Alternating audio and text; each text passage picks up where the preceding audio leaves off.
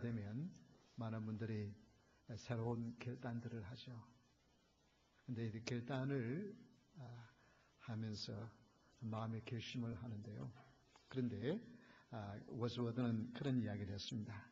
두 가지 사업을 놓고 무엇을 할 것인가 망설이는 사람은 아예 아무 일도 하지 못한다. 두 가지 사업도 못할 가능성이 많다는 것입니다. 뿐만 아니라 그 탈무드에는 이런 이야기가 나옵니다. 성공의 문을 열기 위해서는 밀든지 잡아당기든지 해야 한다. 여러분, 우리가 새해가 되어지면 무언가 새로운 결단을 하는 것이 우리가 하나님께서 우리에게 주신 새해를 주신 의미인 것입니다. 그래서 1월 한 달은 결단의 달이라고 하는 주제를 가지고 하나님의 말씀을 전할 텐데요. 먼저 오늘은 하나님의 결단이라고 하는 말씀을 통해서 살펴보겠습니다. 하나님의 결단이 무엇이었는가? 먼저 하나님의 결단은 1절에 보니까 태초에 하나님이 천지를 창조하시니라. 다 같이 한번 따라합시다. 성부 하나님의 결단. 이 창조의 놀라운 사역에는 하나님의 결단이 성부, 성자, 성령 하나님의 결단이 나옵니다. 그런데 이 성부 하나님의 결단은 바로 한마디로 뭐예요? 다 같이 한번 따라합시다. 창조. 하나님께서 창조하셨습니다. 여기 그런데 이 1절에서 5절까지 짧은 절에 하나님이라고 하는 단어가 무려 6번 나옵니다. 그런데 이 단어가 하나님의 이름이 여러 가지가 있는데 그 중에 여기서 사용된 이름은 엘로힘이라고 하는 하나님. 이것은 뭐냐면 강력한 하나님, 능력의 하나님 그런 뜻이 있습니다. 그 능력의 하나님께서 하늘과 땅을 창조하셨다. 그런데 이 성경에 수많은 단어들이 있는데 성경 제일 처음 나온 단어가 뭐냐면 태초에라고 하는 단어입니다. 우리 성경에 또 역시 태초에가 들었지만은 역시 히브리어 성경에도 똑같이 이 브레이시트라고 하는 단어가 제일 먼저 나옵니다.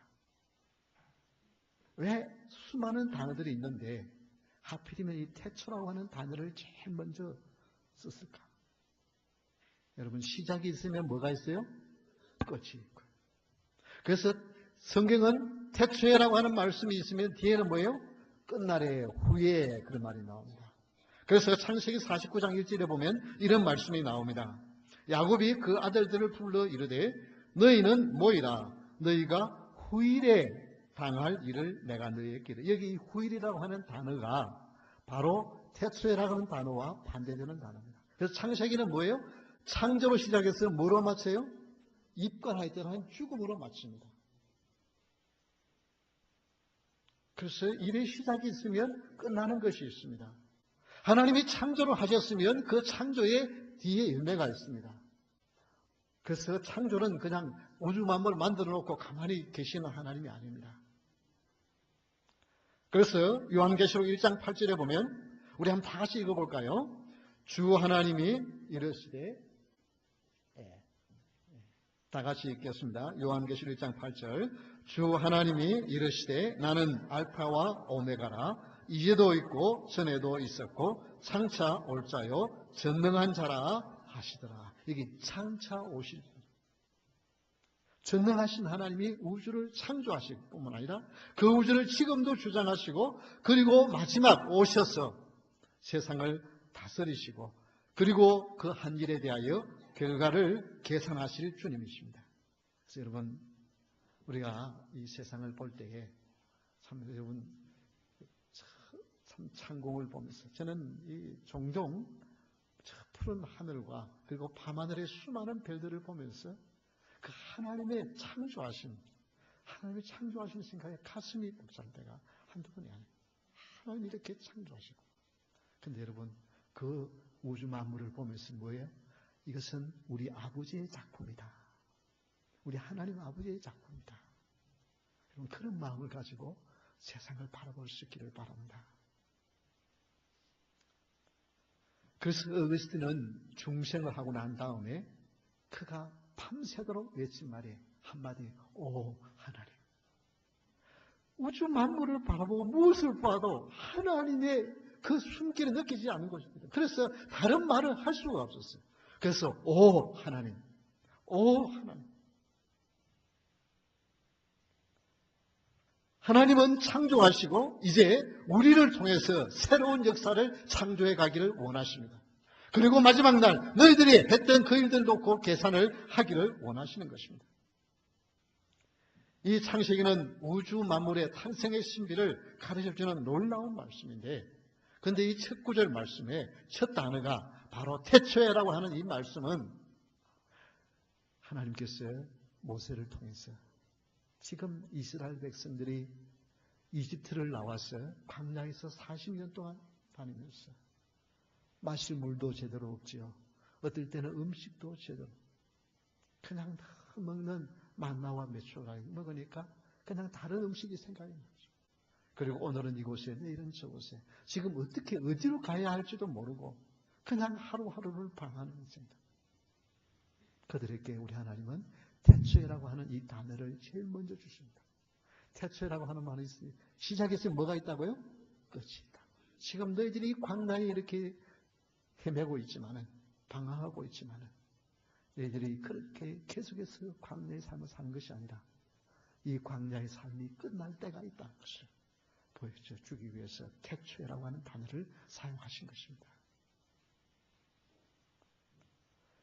하나님께서 알파와 오메가가 되셔서 처음과 끝이 되시는 하나님께서 지금 이 시간도 여러분을 붙들고 계시는 것을 믿으시기 바랍니다.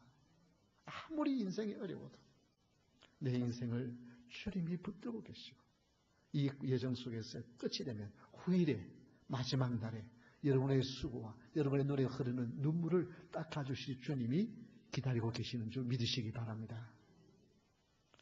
그래서 여러분 올해에는 좀 새로운 결단을 할 수 있기를 바랍니다. 특별히 신앙생활에 좀 결단을 할 수 있기를 바랍니다. 내가 지금까지 안 했던 것 한번 내가 해보리라. 혹은 하다가 포기했던 것 다시 한번 결단해 볼 수 있기를 바랍니다. 제가 칼럼에도 여러분 써놓았죠. 왜 하나님께서 새라고 하는 단어를 주었을까? 뭔가 다시 한번 새롭게 시작할 수 있는 기회를 주신 거예요. 그래서 새로운 창조를 여러분 할 수 있기를 바랍니다. 그래서 내가 좀 매일 성경을 읽지 않았다가 이제는 내가 뭔가 한번 이제 매일 성경을 한번 읽어야 되겠다고 하는 결단을 하시든지, 아니면 내가 매일 하루아침에 눈이 떴을 때 하나님 감사합니다. 하루를 시작하게 하시니 감사합니다. 기도로 내가 하루를 꼭 시작하겠다 하든지, 아니면 하루 일과를 마치고 내가 하나님 앞에 하루의 일을 놓고 하나님 감사합니다. 오늘도 하루를 지켜주신 하나님 감사합니다. 내가 기도하면서 잠들리라고 하는 결단을 하든지, 아니면 내가 생각지 피곤하고 힘들어서 생각하지 않았는데 내가 올해는 내가 수요예배에 참여하겠다든지, 아니면 내가 일주일에 한 번이라도 내가 한번 새벽기도에 참여하겠다든지, 뭔가 한번 여러분 지금까지 하지 않았던 일들을 다시 한번 도전할 수 있는 축복의 한 해가 될 수 있기를 주의 이름으로 축원합니다. 여러분 이렇게 새해가 되어지면 이런 결단, 이게 새로운 창조를 해가는 우리의 모습입니다. 세상에는 탈무드에 보면은 너무 지나치게 쓰면 안 되는 그 세 가지를 이야기하고 있습니다. 그것이 첫째는 누룩이다. 이스트. 이게 이스트가 좋은 거지만 너무 많이 넣으면 그게, 그리고 소금도 우리 몸에 꼭 필요한 거지만은 너무 많이 하면 안 됩니다. 그리고 세 번째가 망설임이다. 그랬습니다. 우리 뭔가 한번 해보려 할 때, 지금까지 신앙생활 몇십 년 그렇게 해왔는데 또 2016년이라고 별나게 새롭게 할까? 여러분 그렇게 생각하지 마십시오. 한번 결단해 보십시오. 그리고 하나님의 창조의 능력을 나와 함께 하세요. 내 삶에 새로움이 시작되는, 그래서 뭔가 좀 기대가 되어지고, 그리고 한 해를 마쳤을 때 하나님께서 이런 일을 이루게 하셨다고 하는 그런 복된 한 해가 될 수 있기를 주의 이름으로 축원합니다. 두 번째, 하나님의 결단은 하나님의 영은 수면 위에 운행하시니라고 했습니다. 다 같이 한번 따라합시다. 성령 하나님의 결단.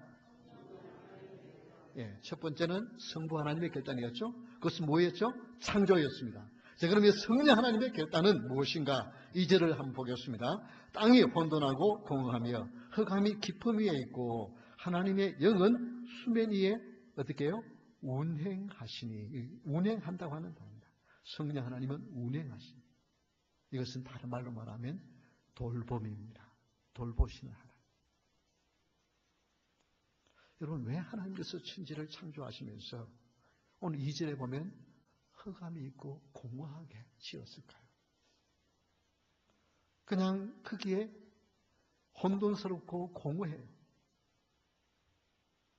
그런데 거기에 그 수면 위에 성령 하나님의 영이 운행하시니까, 그 성령 하나님이 계속해서 배회하시니까 거기에 아름다운 형체가 하나씩 드러나기 시작합니다.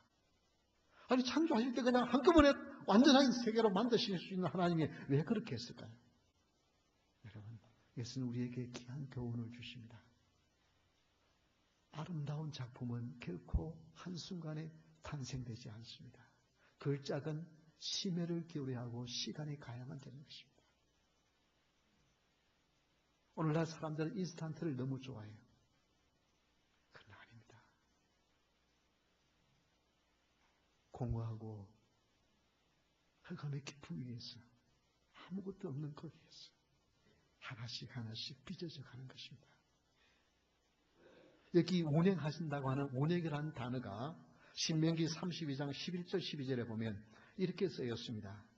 거기 보면 마치 독수리가 자기의 보금자리를 어지럽게 하며 자기의 새끼 위에 너풀거리며, 이 너풀거린다고 하는 단어가 운행함이라고 하는 단어와 똑같은 단어입니다. 이건 뭘 말하냐면 독수리가 새끼를 기를 때에 이게 그냥 어미가 가져다는 먹이 먹고 가만히 앉아있고 이러도록 독수리는 그대로 두지를 않습니다. 어떻게 하냐면 위에서 막 너풀거려요.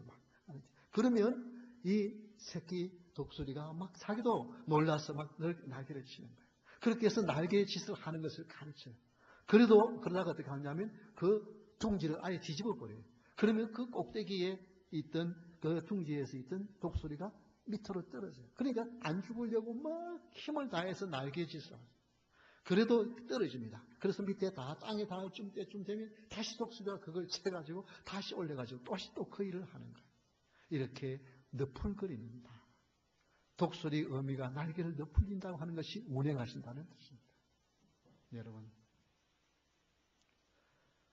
성령 하나님의 돌보심은 아무런 문제가 없이 마치 여러분이 곱게 자라도록 그렇게 돌보시는 하나님이 아니라 너풀거리시는 성령 하나님이십니다. 그래서 때로는 죽을 것 같고, 이제는 내 인생이 끝인 것 같고, 이제는 아무것도 소망이 없는 것처럼 막다른 골목까지 갔어요. 거기에서 뭐가요? 일어서게 하시고 그곳에서 꽃을 피우게 하시는 성령 하나님이 여러분과 함께 하시는 하나님도 믿으시기 바랍니다. 이게 하나님. 그래서 하나님은 너풀거리시는 성령 하나님, 여러분 주위에 운행하시는, 여러분 혼자 계신 하나님, 아무리 힘들고 어려워도 성령 하나님이 여러분 주위에 배회하고 계십니다. 그래서 성령 하나님께서 여러분을 위로하시고 그 어려움들을 이겨낼 수 있는 힘과 용기를 주시는 하나님인 줄 믿으시기 바랍니다. 하나님은 한순간에 완벽한 그런 우주 만물을 창조하지 않으시고 땅이 혼돈하고 공허한 상태에서 시작하십니다. 사도행전 9장 31절에 보면 그리하여 온 유대와 갈릴리와 사마리아 교회가 평안하여 든든히 서가고 주를 경외함과 성령의 뭐로요? 위로로 진행하여 수가 더 많아. 성령님은 위로해 주시는 하나님이십니다. 여러분은 느끼지 못하고 하나님이 왜 나의 인생이 이렇게 정말 마치 독수리 새끼에 그 편안하게 앉아있는 둥지를 뒤집어서 낭떠러지에서 떨어지도록 하는 것처럼 하나님 왜 나의 인생을 이렇게 힘들게 만드시나요? 그러는데 아닙니다. 거기에 여러분 혼자 그렇게 어려운 길을 가게 하는 것이 아니라 성령 하나님께서 여러분을 붙들어 주시고 인도해 주시는 줄 믿으시기 바랍니다. 성령 하나님의 보호하신 가운데 그 우리의 수고에 그 몸짓이 열매가 맺히게 하시는 것입니다. 그 뉴홉 커뮤니티 처치의 그 데일 갤러웨이 목사님의 글에 이런 이야기가 나옵니다. 탐슨이라고 하는 여선생과 테디라고 하는 그 초등학교 5학년 학생의 이야기를 기록하고 있어요. 이 초등학교 5학년 이 테디가 선생님이, 이 탐슨 선생님이 학교 시험을 쳐가지고 성적표를 처음에 해보니까 채점할 게 없어. 전부 다 틀린 거예요. 답이 하나도 맞는 게 없어. 그리고 이 아이가 냄새가 나가지고 아무도 그 옆에 가려고 그러잖아요. 왕따를 당해요. 그래서 이 아이가 어떻게 됐는지 하고 이제 5학년 반을 처음 맡아서 이 테디의 생활 기록부를 한번 살펴봤어요. 그 1학년 때는 아이는 착한데 미래가 밝다. 그러나 좀 소극적인 사람이다. 가정이 불우하다. 그렇게 나오고 있어요. 2학년 때 기록을 보니까 이제 약간 아이가 조용하지만은 조금 폐쇄적이다. 그리고 어머니가 불치의 병에 걸렸다. 그렇게 기록이 되어져 있습니다. 그리고 3학년 때 보니까 학업 성취도가 급격히 떨어졌다. 어머니가 돌아가셨다. 가정의 아버지가 무관심하다. 그렇게 기록되어 있습니다. 4학년 때 이 아이는 미래가 보이지 않는다. 아버지는 집을 나갔다. 그리고 이모 밑에서 살았는데 학대를 받고 있는 것 같다. 선생님이 그 생활 기록부를 읽어보고는 깜짝 놀랐어요. 이 아이를 자기가 돌봐야 되겠다. 그렇게 생각을 하고 이 테디를 방과 후에 데리고 공부를 시키기 시작합니다. 관심을 기울여줘요. 그래서 그해 크리스마스 때가 되었습니다. 크리스마스 때 되면 미국의 아이들이 선생님에게 조그마한 선물, 뭐 비싼 게 아니고 조그마한 선물들을 이렇게 하잖아요. 그리고 그걸 집에 가서 뜯는 게 아니고 아이들 보는 데서 뜯습니다.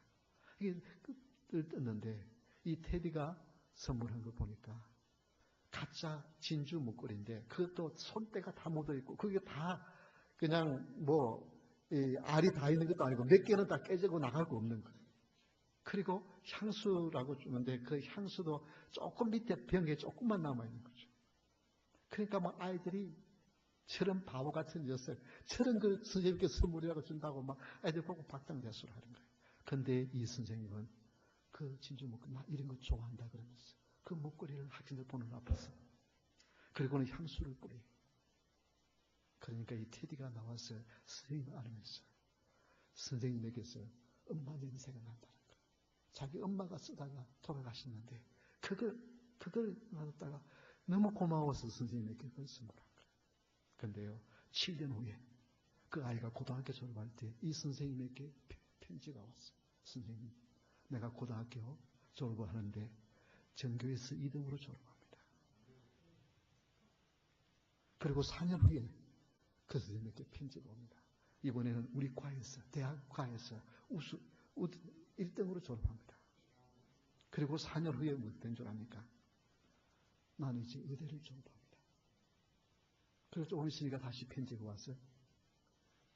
선생님, 내가 결혼하는데 우리 어머니 돌아가신 거 알죠? 어머니 자리에 선생님이 좀 와주세요. 앉아주세요. 여러분, 한 선생님의 관심이 소망이 없다고, 이 아이는 미래가 없다고 기록한 그 아이를 이렇게 훌륭한 한 사람으로 바꿔놓습니다. 저는 이 설교를 준비하면서요, 눈물이 나더라고요. 그렇구나. 성령 하나님이 우리를 돌보고 계세요. 힘이 없고, 때로는 실망하고, 때로는 포기하고 싶고, 그래도 성령 하나님은 여러분을 붙들어 주시고 지금까지 오게 하신 줄 믿으시기 바랍니다. 장래에도 여러분을 성령 하나님께서 지금도 운행하시면서 너풀거리시면서 여러분을 지키시고 보호하시고 강하게 훈련하고 계시는 줄 믿으시기 바랍니다.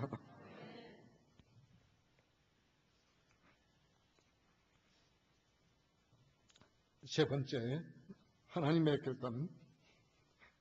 하나님이 이르시되 빛이 있으라 하시니 하고 해줬습니다. 다 같이 한번 따라합시다. 성자 하나님의 결단. 예, 성자 하나님께서 역사하신 것은 여기 3절에 보면 하나님이 이르시되라고 되어 있습니다. 이 이르시되라고 하는 말씀은 우리 옛날 성경에는 가라사대라고 하죠. 이 창세기 1장에 하나님께서 가라사대라고 하는 말씀이 10번 나옵니다. 하나님이 말씀하시니까 하나님이 보시기 아름다운 세상이 창조되어져 갑니다. 그래서 마지막 6째 날에 완성이 되었습니다. 이 말씀은 바로 예수 그리스도이십니다. 그래서 이 말씀이 선포되어지니까 땅에는 아무도 들어주는 자들이 없지만 하늘의 천사들이 듣고 그 하나님의 말씀이 선포되어지니까 천사들이 기뻐 노래하는 것을 욥기 38장 7절에 이렇게 말합니다. 그때의 새벽별들이 기뻐 노래하며 하나님의 아들들이 다 기뻐 소리를 지르느니라. 빛이 비치고 창조가 시작되어지니까 하늘에서 천사들이 기뻐 외치게 되었습니다. 노래하게 되었습니다. 이것은 바로 예수님의 결단입니다. 하나님의 말씀이 임하니까 하늘과 땅이 창조되어지고 그 가운데 첫 번째 빛이 비춰집니다. 빛은 소망입니다. 그런데 여기도 보니까 4절에 보면 뭐라고 말씀하고 있습니까? 빛이 하나님이 보시기에 좋았더라. 하나님이 빛과 어둠을 나누사. 여러분, 빛은 어디에 필요합니까? 어둠이 있을 때 빛이 필요한 거죠. 캄캄하면 캄캄할수록 작은 빛이라도 그 빛이 환하게 빛나요. 말씀이신 예수님께서 제일 먼저 빛이 있으라고 하셨어요. 이르시되 가라사대 말씀하시되 빛이 있으라고 했어요. 여러분의 어둠 속에 있다고 생각되었습니까? 긴 터널을 지나고 있다고 생각되었습니까? 내 인생에 빛이 없다고 생각되었습니까? 빛이 있으라고 명령하신 예수님께서 여러분 가운데 지금 이 시간 임하신 줄 믿으시기 바랍니다. 예수님은 지금 여러분을 향해 빛이 있으라고 선포하십니다. 왜냐하면 요한복음 1장 1절 3절에 보면 태초에 말씀이 계시니라. 이 말씀이 하나님과 계셨으니 이 말씀은 곧 하나님이시라. 그가 태초에 하나님과 함께 계셨고 만물이 그로 말미암아 지은 바 되었으니 지은 것이 하나도 그가 없이는 된 것이 없느니라. 여러분, 말씀이 육신이 되어 이 땅에 오셨고 그 말씀이 선포되어지니까 하늘이 땅이 하나님의 아름다운 작품으로 만들어지게 되었습니다. 지금도 예수님의 빛이 여러분 가운데 비치면 여러분을 감싸고 있는 어둠이 떠나갈 줄 믿으시기 바랍니다. 근데 여러분, 하나님 왜 나에게 어둠이 있습니까? 여러분, 어둠도 있어야만 됩니다. 하루가 되려면 밤과 낮이 같이 있어야만 됩니다. 여러분, 낮만 계속 되어지면 어떻게 해요? 바로 그 알라스카 같은 곳이, 그런 곳이 살기가 힘든 곳이 되어지는 거예요. 밤이 되어야 식물을 통해서 산소들이 나오고 다른 성장해 갑니다. 여러분이 삶 속에서 환한 늘 좋은 밝은 날만 너무 기대하지 마십시오. 어두운 때가 있어야만 어떻게 해요? 내 영성도 자라고 내 마음도 자라고 그리고 나도 강한 사람이 되어지는 거예요. 세계적인 대문호 빅토르 위고의 이름은 익히 잘 알고 계실 것입니다. 그러나 그가 원래 그렇게 위대한 문호가 된 것은 아닙니다. 정치를 한답시고 온갖 추잡한 삶을 살아가는 그런 지탄받는 사람이었어요. 1841년까지 그는 방탕한 삶을 살았어요. 얼마나 방탕한 삶을 살았냐면 어느 날 자기의 딸이, 사랑하는 딸이 유서를 써놓고 강물에 뛰어들어 자살을 합니다. 그 유서에 쓰인 내용이 무슨 내용이었느냐면 하나님 아버지 품으로 속히 돌아오십시오. 언제까지 그렇게 사시겠습니까? 그게 아버지의 그 방탕한 모습이 너무너무 딸이 고통스러웠어요. 그 유서를 써놓고 자살을 했어요. 이것을 본 빅토르 위고가 엄청난 충격을 받고 그 딸의 무덤 앞에서 통곡하면서 그가 변화되기 시작해요. 그래서 정치를 뜯어치우고 조용한 시골로 가서 작품을 쓰는 일에 전념을 합니다. 그래서 나온 작품이 레미제라블. 노틀담의 곡주, 빛과 그림자는 위대한 작품이 쏟아져 나옵니다. 여러분, 그가 죽고 난 후에 대통령에게만 행하던 국장으로 그의 장례식을 치르게 되었죠. 여러분, 새 출발의 결단. 처음부터 그냥 그런 사람이 아니에요. 그는 어느 한순간 어떤 충격 가운데 빛이 그 가운데 임하면 소망을 가지고 결단하게 되었습니다. 2016년 새해가 밝았습니다. 첫 주일 여러분에게 주어봤습니다. 여러분이 지금까지 노력하고 해도 되지 않기 때문에 포기하고 이제는 내 마음에 소망도 없이 뭐 특별한 것도 없이 그냥 하루아침 눈 뜨니까 살았으니까 그냥 하루하루 의미 없이 살지 마시길 바랍니다. 하나님은 소망이 있고 여러분을 통하여 하실 일이 있기 때문에 여러분을 이 땅에 두신 줄 믿으시기 바랍니다. 그것이 지금 현재의 어둠이었어. 아무것도 보이지 않는다 할지라도 빛 대신 예수님께서 내 삶에 비추시면 그 빛이 여러분에게 소망을 가지게 하고 여러분을 일으키게 하고 여러분을 통하여서 아름다운 창조를 해가실 하나님이 여러분과 함께 하신 줄 믿으시기 바랍니다. 그 하나님 때문에 우리는 2016년을 소망 가운데 시작하고 여러분이 힘들고 어려울 때 창조의 하나님 그리고 위로의 성령님께서 나를 위로해 주시고 그리고 소망의 예수님께서 빗줄을 여러분에 비추어서 승리하는 하루 열매 맺는 한 해가 될 수 있기를 주의 이름으로 축원합니다. 우리 다 같이 일어서서 우리 찬양하겠습니다.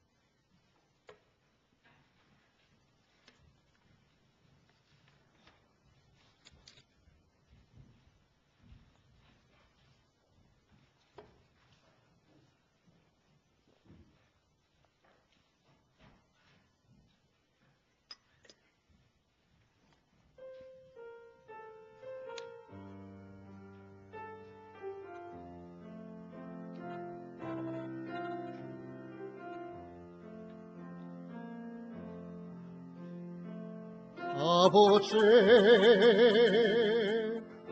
사랑합니다. 아버지 경배합니다. 아버지